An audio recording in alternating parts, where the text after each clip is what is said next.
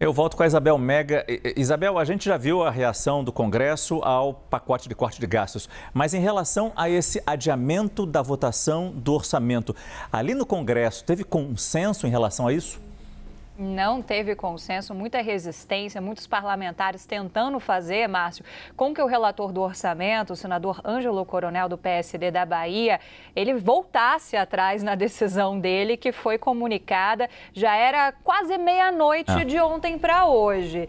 Mas não deu certo. A decisão dele foi tomada porque ele não estava com o orçamento pronto, então ficaria muito apertado para ser votado, principalmente por conta da questão do salário mínimo, né? Há uma avaliação ali do comando da Câmara dos Deputados de que esse é, inclusive, o pior cenário possível para os parlamentares, porque com isso fica difícil também você fazer neste início do ano de 2025 a liberação de mais emendas parlamentares. A gente já viu as consequências de mexer com emendas, ou melhor, não mexer, né, não fazer as liberações, as consequências que isso tudo pode gerar para essas relações entre governo e Congresso Nacional. Fica um primeiro grande dever de casa para o início do ano legislativo em fevereiro e as coisas não acontecem de imediato, Márcio. Eles podem ficar assim, 2, 3 meses sem esse orçamento de fato aprovado. Por outro lado, para o governo, sabe que não é o pior dos mundos, porque o governo nesse momento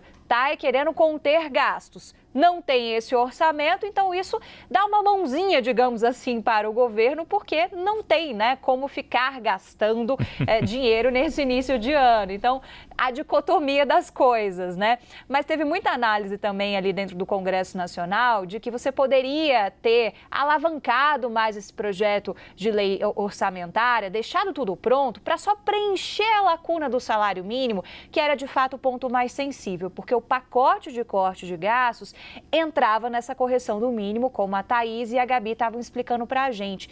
E aí poderia ter alguma diferença em relação ao que os parlamentares tinham aprovado. Em outro ponto importante para as discussões orçamentárias, mas que antecede a aprovação do orçamento, que é a Lei de Diretrizes Orçamentárias. Então, é nesse cenário que a gente vai entrar em 2025. No início do ano legislativo, lá em fevereiro, a atenção dos parlamentares vai estar concentrada na eleição da Câmara e do Senado, não só dos presidentes, mas também da mesa diretora, aquela distribuição de cargo, as distribuições dos comandos das comissões, ainda que a comissão mista de orçamento ela siga pelo menos até março com essa composição atual, vai ter muita coisa acontecendo ao mesmo tempo e vai ser um desafio para o governo conseguir, já no início do ano legislativo, alavancar essa discussão que é tão importante e que dá as bases todas para que a gente tenha os cumprimentos de deveres do governo em relação a esse orçamento e consiga melhorar a relação, já que emenda foi a pedra no sapato, principalmente do governo federal neste segundo semestre de 2024. Márcio. Na verdade, a conta não o governo não deixa de gastar, só adia o gasto, né? A conta ainda vai chegar, né?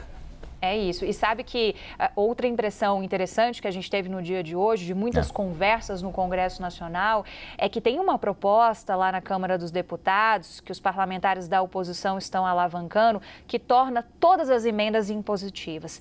Digamos que essa proposta não avançou em 2024. Impositivas são de pagamento obrigatório, Márcio, mas ela está lá de stand-by. Se tiver de novo algum contratempo nessas discussões entre os poderes, a respeito das emendas parlamentares, essa é uma das medidas que podem ser alavancadas como instrumento de pressão. Vai ficar nesse discurso de dificultar o pagamento dessas emendas? Então, a gente vai acionar essa proposta de emenda à Constituição. E aí, o governo ficaria, na eventualidade disso ser aprovado pelo Congresso e promulgada essa PEC, o governo ficaria completamente refém do Congresso Nacional. Então, olha só como é delicado esse cenário. Começar 2025 com cabo de guerra não é nada bom. Obrigado, Isabel Mega.